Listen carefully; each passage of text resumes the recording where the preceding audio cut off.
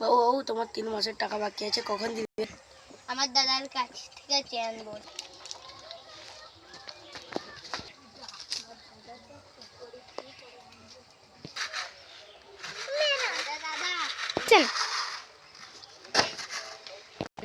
দাদা দাদা স্কুলে পয়সা চেয়েছে, ঠিকাদার কাছে চেয়েছি।